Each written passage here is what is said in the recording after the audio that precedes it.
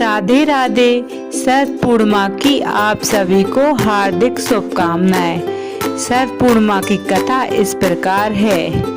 एक बुढ़िया थी, उसके यहाँ धन दौलत कुछ भी नहीं था। उसे नगर भंडारा करने का बहुत शौक था, लेकिन उसके यहाँ धन दौलत नहीं थी तो वो नगर भंडारा कैसे करती। एक दिन उसने शरद पूर्णिमा का व्रत किया, जिससे लड्डू गोपाल प्रसन्न हो गए, कृष्ण जी प्रसन्न हो गए।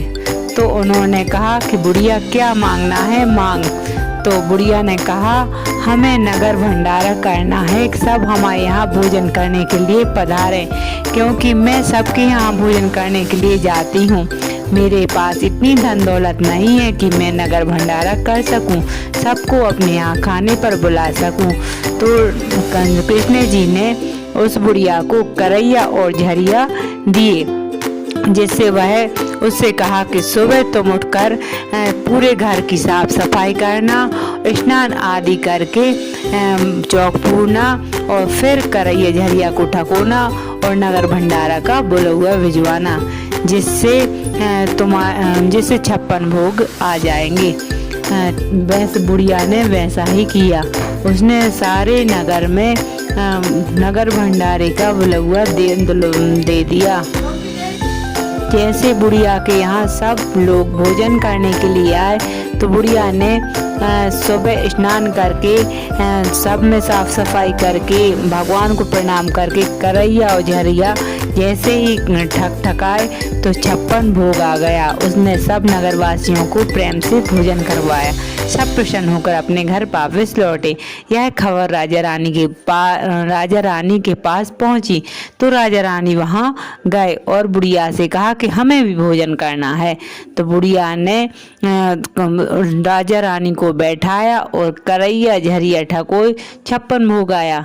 राजा रानी को भोजन करवाया और राजा रानी ने कहा कि हमें ये करैया झरिया चाहिए।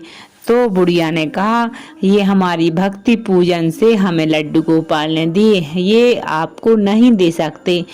तो राजा ने कहा हमारा आदेश आपको मानना पड़ेगा। तो बुढ़िया ने करैया और झरिया राजा रानी को दे दिए।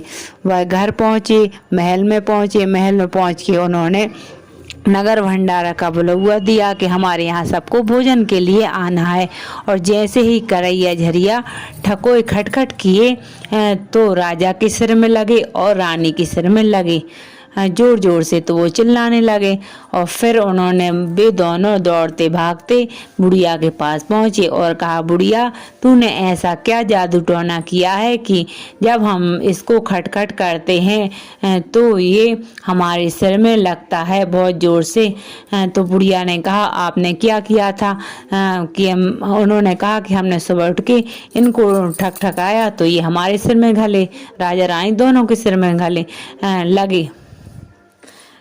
तो उन्होंने बुढ़िया ने कहा कि सुबह स्नान करके स्वच्छ कपड़े पहन के घर की साफ सफाई करके चौक पूर के इनको रखना चाहिए, फिर लड्डू गोपाल को प्रणाम करना चाहिए, फिर करैया झरिया को खटखट करना चाहिए, ठकोना चाहिए, तो 56 भोग आता है।